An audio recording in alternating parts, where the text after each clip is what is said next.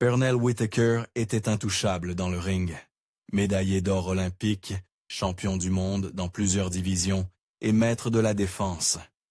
Mais derrière cette brillance se cachait un homme qui sombrait hors de contrôle. Addiction, arrestation, effondrement financier et une mort si soudaine qu'elle a choqué le monde de la boxe. Comment tout a-t-il pu si mal tourner? Que s'est-il passé avec Sweet Pea? Et comment sa vie a-t-elle pris un tournant si déchirant? Pour répondre à cela, il faut remonter à ses débuts, dans les rues difficiles de Norfolk. Ayant grandi dans la communauté de logement de Youngs Park, le chemin de Pernell Whitaker vers la grandeur n'avait rien de garanti. À seulement 9 ans, il a mis les pieds dans une salle de boxe pour la première fois, et quelque chose s'est déclenché. Ce n'était pas un passe-temps, ce n'était même pas un rêve. C'était une vocation. Chaque jour après l'école, pendant que les autres enfants jouaient ou s'attirèrent des ennuis, il se mettait au travail, perfectionnant un style si insaisissable qu'il laisserait un jour les combattants de classe mondiale frapper dans le vide. Dans cette salle de boxe soudée, entouré de sa famille et de ses amis, un cri a commencé à retentir. Sweet Pete. Une erreur d'audition plus tard, Sweet Pea était né, et tout a pris racine. À l'adolescence, il n'était pas seulement bon, il était craint. Les tournois nationaux sont devenus son terrain de jeu. Les adversaires ne pouvaient pas le toucher. Ses réflexes, son timing et son intelligence dans le ring le rendaient presque impossible à atteindre. Plus de 200 victoires, 91 knockouts. Et plus important encore, une réputation de gamin qui rendait la boxe facile. Mais derrière chaque victoire venait la pression. Pas le genre de pression qu'on voit dans les moments forts, celle qui vient du fait de grandir sans rien, avec tout le monde qui attend de vous que vous soyez celui qui s'en sort.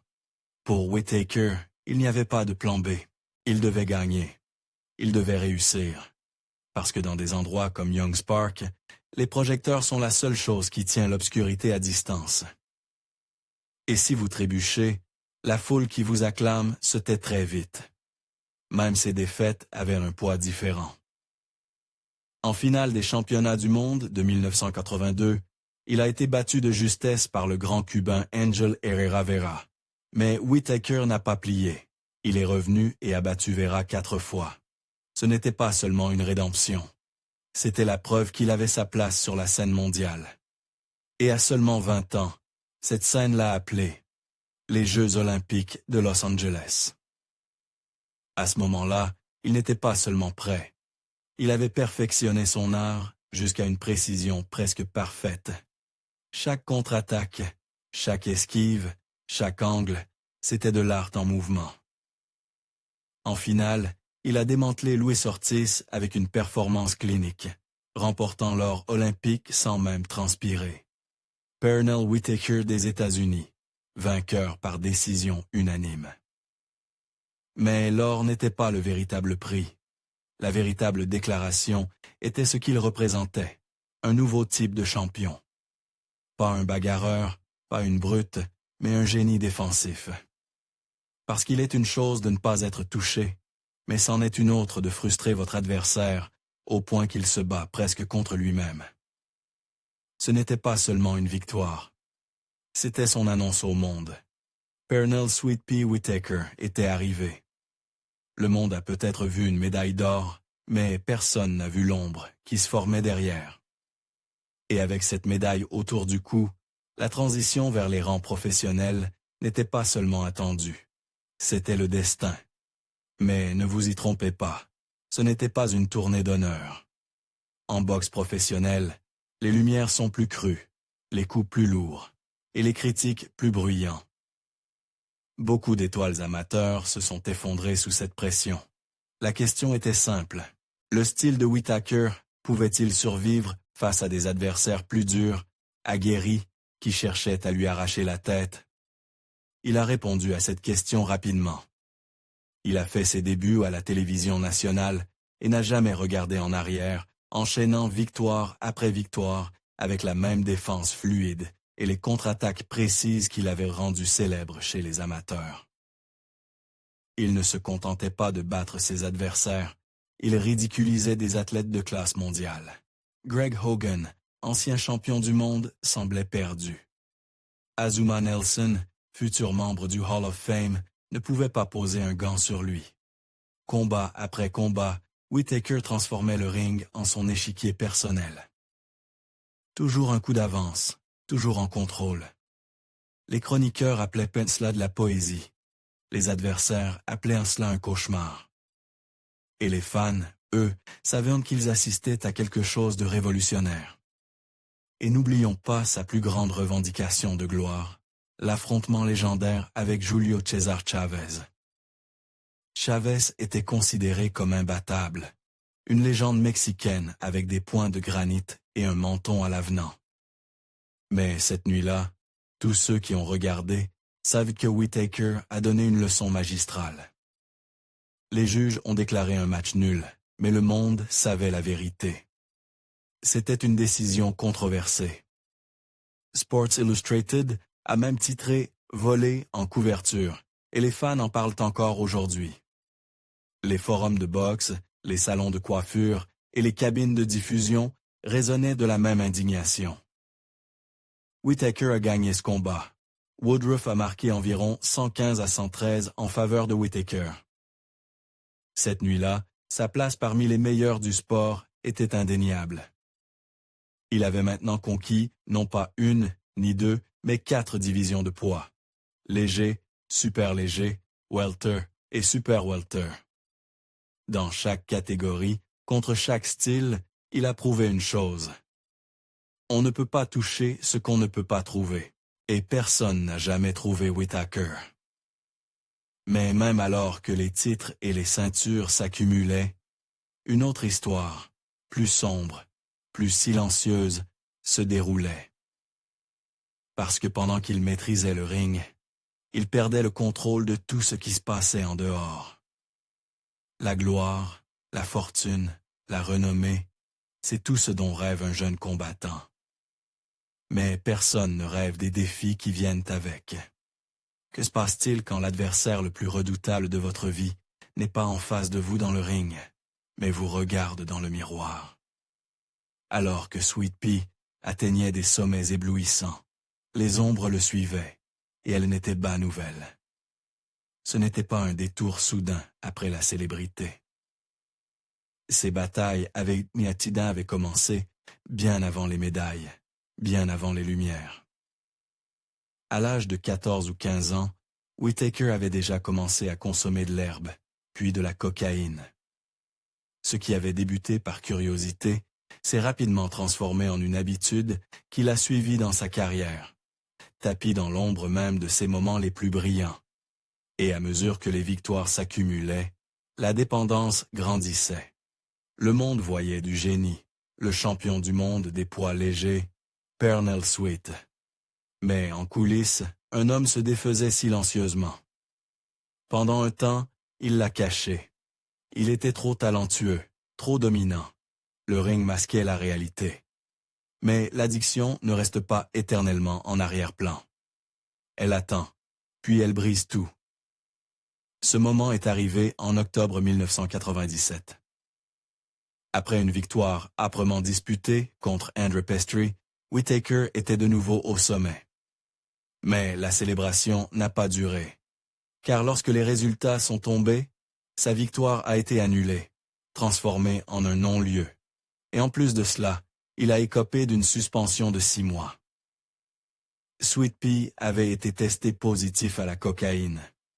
Et juste comme ça, la dure vérité de ses luttes personnelles était exposée au grand jour.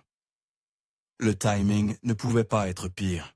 Il approchait des dernières années de sa carrière, où chaque combat, chaque cachet comptait plus que jamais. Mais pour ceux qui étaient le proche de lui, la véritable peur n'était pas la suspension. C'était le silence qui a suivi. Parce que Whittaker n'a pas ralenti, il ne s'est pas repris. Au contraire, l'addiction s'est enracinée plus profondément. En 1998, on lui a offert une bouée de sauvetage, une chance de titre contre Ike Cordy pour le titre Welter WBA. Un combat qui aurait pu le remettre au sommet. Cela aurait pu être sa rédemption, mais il n'a jamais atteint le ring. Un autre test de drogue échoué. Encore de la cocaïne. Et cette fois, l'opportunité a disparu, avant même que la cloche ne sonne. Pas de ceinture, pas de retour, juste des gros titres, des chuchotements, et la prise de conscience croissante que Sweet Pea s'éloignait du sport qu'il dominait autrefois. L'addiction lui a coûté plus que des victoires et des cachets. Elle a entamé ses relations, son estime de soi et sa place dans le sport qu'il aimait. Les promoteurs ont commencé à lui tourner le dos. Les combats disparaissaient avant même d'être annoncés. Même Bob Arum, l'un des plus grands promoteurs de boxe, a publiquement renoncé à une revanche potentielle avec Oscar de la Hoya, qualifiant Whittaker de trop peu fiable. Alors, pourquoi continuait-il à consommer? C'est une question simple avec une réponse douloureuse. Pour Whittaker, la drogue n'était pas une évasion. C'était un outil de survie, un moyen de gérer la pression écrasante de la célébrité, des attentes et d'une vie privée qui échappait à tout contrôle. Le cycle était cruel et prévisible. Des signes de retour suivis d'un autre effondrement. Il a essayé de changer les choses en 1998 lorsqu'il est entré en cure de désintoxication. Mais l'addiction ne disparaît pas après quelques semaines de concentration. Elle attend, elle se cache, puis elle reprend le dessus. Et ce n'était pas seulement la cocaïne. Cathy Duva, sa promotrice de longue date, a révélé plus tard que l'alcool avait également été un problème constant. Ce n'était pas une mauvaise année ou deux. C'était une guerre qui s'étendait de Norfolk à Vegas, de l'enfance jusqu'à la fin amère et au-delà. Et en 2002, cette guerre a failli l'emporter pour de bon. Whittaker a fait une overdose de cocaïne. Vous l'aviez peut-être deviné, mais cela fait toujours mal de le dire. Cette histoire ne se termine pas par un retour dans le ring. Au lieu de cela, elle déborde dans les salles d'audience et les cellules de prison, préparant le terrain pour des batailles encore plus douloureuses à venir. Pour un homme qui contrôlait autrefois chaque seconde de chaque round, Whittaker se retrouvait maintenant impuissant face à la loi. Les signes avant-coureurs étaient là. En février 1996, lors du Weekend All-Star de la NBA à San Antonio, la soirée de Whittaker s'est terminée menottée, arrêté pour résistance à l'arrestation et agression sur un officier. Pas de drogue, pas d'alcool, juste de la défiance, un éclat de quelque chose de plus profond. À l'époque, cela semblait être un incident isolé. Mais avec le recul, cela ressemble au début d'un schéma, un lent démantèlement qui dominerait les années à venir. Au début des années 2000, les choses avaient pris une tournure bien plus sombre. En août 2001, sa consommation de drogue, déjà un secret de polichinelle dans les cercles de la boxe, a éclaté en un cauchemar juridique. En route pour purger une peine de 4 jours de prison pour des infractions mineures au code de la route, comme excès de vitesse et conduite sans permis, il a été arrêté et fouillé. À l'intérieur d'une liasse de billets, la police a trouvé de la cocaïne. C'était surréaliste. Se diriger vers la prison pour une infraction tout en tombant littéralement sur une autre. Il a payé une caution, mais il faisait maintenant face à de nouvelles accusations fédérales. Le voile était levé. Son addiction et ses démêlés avec la justice se nourrissaient mutuellement. Chaque nouveau faux pas resserrait le nœud coulant. Puis vint le point de rupture. En juin 2002, quelques mois après son overdose, sa probation fut révoquée. Un juge lui infligea une condamnation pour possession de cocaïne, lui retirant son statut de primo-délinquant. Une clémence légale qui disait, essentially, « Vous avez droit à une erreur ». Et maintenant, Whittaker n'avait plus de seconde chance. Il risquait une peine de prison de 10 ans. Au lieu de cela, le tribunal a opté pour 27 mois. Mais dans un rebondissement qui a suscité un débat public, Il n'a purgé que 4 mois derrière les barreaux. Le reste a été commué en assignation à résidence.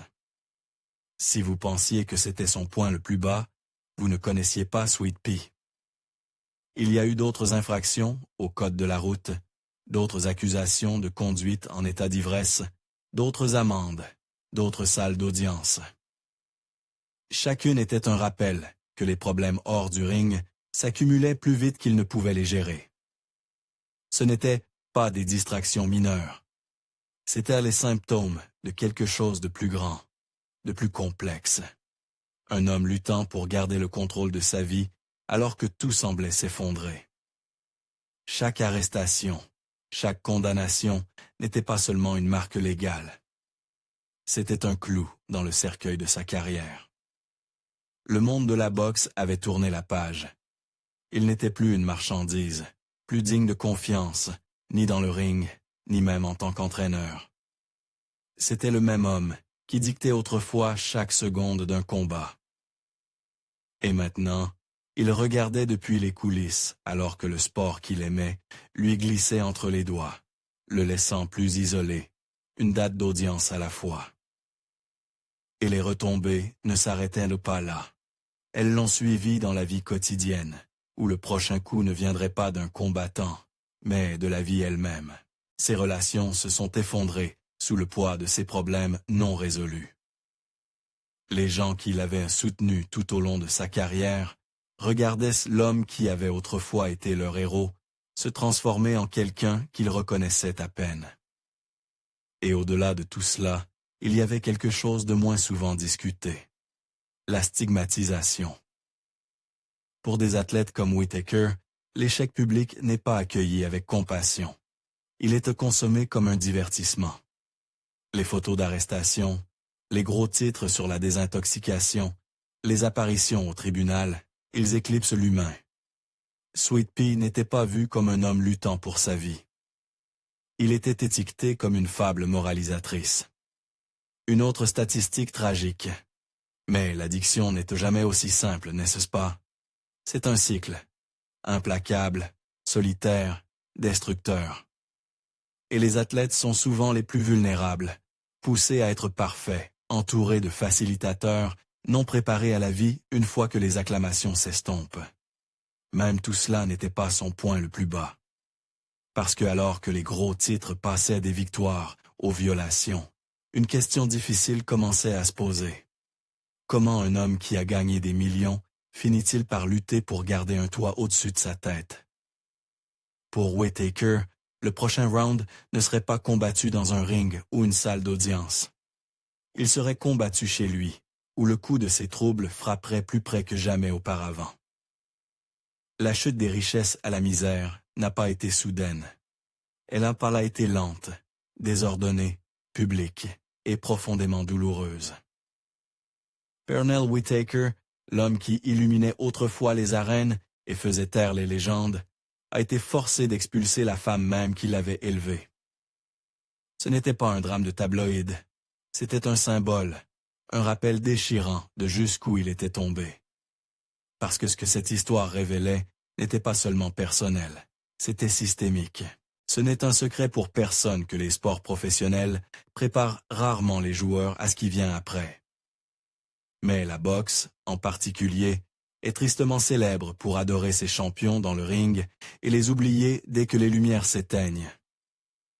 Les managers courent après les cachets. Les promoteurs passent à autre chose.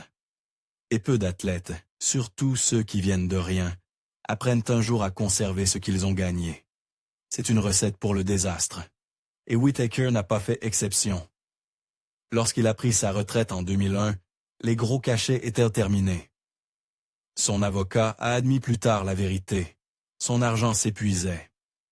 Entraîner de jeunes combattants rapportait des miettes par rapport à ce qu'il gagnait à son apogée. La transition de champion du monde à une réalité de classe ouvrière a frappé fort, et les factures se moquaient de qui il avait été. Et puis, il y a eu la maison. Ce n'était pas seulement une propriété. C'était un symbole du succès de Whittaker. Un cadeau qu'il avait acheté pour sa mère, Nola, au sommet de sa gloire. La preuve qu'il avait réussi, et qu'ils avaient tous réussi. Mais en 2013, ce symbole était devenu un nœud coulant financier. Les taxes foncières n'avaient pas été payées, s'accumulant à plus de 200 000 $ pour une maison évaluée à plus de 370 000 $. Sa mère et ses frères et sœurs y vivaient encore, mais ils ne contribuaient pas. Whittaker se noyait dans les dettes, et la maison l'entraînait encore plus bas. Confronté à la menace de saisie et à une pression juridique croissante, il a pris une décision qu'aucun fils ne devrait jamais avoir à prendre. Il a demandé l'expulsion de sa propre mère. Nola, le cœur brisé, s'est exprimée dans les médias. Ce n'était pas seulement une question de perdre une maison. Elle voyait sa relation avec son fils s'effondrer sous les yeux du monde. « Je suis sa mère. Comment peut-il me faire ça ?» Pour Whittaker, cependant, ce n'était pas une trahison. Vendre la maison était une question de survie. Cette maison était devenue une ancre financière, l'entraînant plus profondément dans la ruine. Avec plus de 200 000 $ en capital, c'était l'un des derniers actifs qu'il lui restait. S'il n'agissait pas, l'État l'aurait prise de toute façon. Ce n'était pas une question de cruauté, c'était une question de tenter de respirer. En février 2014, un juge a statué en faveur de Whittaker, ordonnant à sa mère et à ses frères et sœurs de quitter les lieux d'ici la fin mars. Il a appelé cela un moment magnifique, non pas par joie, mais par soulagement. Un poids de moins qui l'écrasait, même si ce poids était sa famille. Les retombées ont été énormes. Nola a emménagé avec sa fille, mais le mal était fait. L'affaire est devenue un symbole de tout ce que Whittaker avait perdu hors du ring. Et aussi dévastateur que ce chapitre ait été, ce n'était qu'un pas de plus sur un chemin qui mènerait à une tragédie encore plus grande. Parce que la vie de Whittaker avait encore un dernier tournant, un dernier round tragique que personne n'avait vu venir. Le 14 juillet 2019, Pernell Whittaker n'était plus. À seulement 55 ans, l'insaisissable Sweet Pea a perdu la vie, après avoir été percuté par une voiture en traversant une intersection animée, à Virginia Beach. C'était un dimanche soir tranquille, vers 22 heures, sur le boulevard Northampton et la route Baker. La police est arrivée rapidement. Le conducteur est resté sur place. Il n'y avait pas de faute intentionnelle. La cause du décès était claire. Traumatisme contondant. La cause du chagrin qui allait se propager bien au-delà de la Virginie. Parce que juste comme ça, l'un des esprits les plus brillants de la boxe était parti. Pas d'adieu final, pas d'hommage grandiose, juste une sortie silencieuse et soudaine pour un homme dont l'histoire semblait toujours inachevée. La nouvelle a frappé le monde de la boxe comme un coup au ventre. Les fans, les combattants, les anciens entraîneurs, tout le monde s'est arrêté. Sweet Pea n'était pas juste un ancien champion, c'était une légende. Le genre de combattant qui faisait paraître même les meilleurs moyens. Mais même dans les hommages, il y avait une reconnaissance silencieuse. Tout le monde savait que ces batailles hors des cordes n'avaient jamais vraiment pris fin. L'élan de chagrin a été immédiat, le sentiment de perte palpable. Les champions de boxe ne sont pas censés partir comme ça. Pas seuls, pas à un coin de rue. Emportés en un instant par quelque chose d'aussi aléatoire et cruel. Dans les années précédant sa mort, Whittaker n'a jamais vraiment quitté le sport qui l'avait fait naître. Il est resté proche du ring, travaillant comme entraîneur, encadrant des combattants comme Zab Judah et passant d'innombrables heures dans les salles locales à travers la Virginie. Il se présentait aux événements, signait des autographes, posait pour des photos, toujours prêt à donner des conseils à quiconque voulait écouter. Et malgré tout, les scandales, les gros titres, le chagrin, il y avait des moments où il semblait en paix, surtout quand il parlait de boxe, décomposant les jeux de jambes ou montrant à un jeune combattant comment esquiver un coup. Quelques jours avant sa mort, il était prévu qu'il reçoive un honneur spécial lors de la soirée de combat Pacquiao-Thurman. Ce n'était pas grandiose, mais c'était important. Une chance de rappeler au monde ce qui l'avait rendu grand. Ceux qui le connaissaient espéraient que cela pourrait marquer un nouveau chapitre. Une chance pour Whittaker de trouver enfin la paix dans l'héritage qu'il avait construit. Mais la vie avait d'autres plans. Et ce moment n'est jamais arrivé. Le contraste était toujours là. Sa présence calme en public et le chaos qu'il portait en privé. Après sa mort, la famille de Whittaker a qualifié cela de l'un des moments les plus sombres de nos vies. Une phrase simple qui capturait non seulement leur chagrin, mais le poids de tout ce qu'il avait enduré. Hors du ring, la vie n'a jamais cessé de frapper. La promotrice Cathy Duva l'a dit le mieux. Il était loin d'être un être humain parfait, mais il était sacrément proche d'un combattant parfait. C'était dans le ring, expliquait-elle, que Whittaker était le plus heureux, où il avait le contrôle. Son histoire est tragique, mais pas rare. Addiction, problèmes fiscaux, ennuis judiciaires, relations brisées. Les millions qu'il avait gagnés ont été perdus à cause de mauvais choix et d'une malchance encore pire. Et le soutien dont il avait besoin, mentor, structure, protection, n'était jamais là. À la fin, l'homme qui se tenait autrefois sur le plus haut piédestal de la boxe avait passé des années à essayer simplement de rester à flot. Et pourtant, aucun tumulte personnel ne pouvait effacer ce qu'il avait accompli dans ce ring. En 2006, il a été intronisé au temple de la renommée internationale de la boxe. Un rappel permanent que peu importe ce qui s'est passé hors des cordes, à l'intérieur, Pernell Whittaker était le maître de la défense. Il ne se contentait pas de gagner. Il a changé notre compréhension de l'art de la boxe. À ce jour, quand quelqu'un est surclassé par une pure compétence, les fans disent qu'il s'est fait « sweet peed ». Son héritage en tant que technicien, penseur et compétiteur est toujours vivant. Mais ceux qui le connaissaient le mieux se souviennent de plus que du combattant. Ils se souviennent d'un homme qui essayait de se reconstruire, un père, un fils, un ami, quelqu'un qui portait à la fois de la fierté et des regrets. Et c'est peut-être la partie la plus difficile. Comment honorer une légende, quand sa vie hors du ring ressemble à une fable moralisatrice? Il n'y a pas de réponse facile. Mais peut-être que le mieux que nous puissions faire est de se souvenir de tout, la brillance et les défauts, et de reconnaître la réalité humaine sous la grandeur. Parce que ce qu'il a donné à la boxe ne sera jamais oublié. Qu'en pensez-vous? En tant que fans, nous aimons célébrer la gloire. Mais que se passe-t-il quand les lumières s'éteignent? Que faisons-nous pour empêcher les légendes de tomber dans l'oubli? Nous aimerions avoir votre avis. Alors, laissez un commentaire ci-dessous.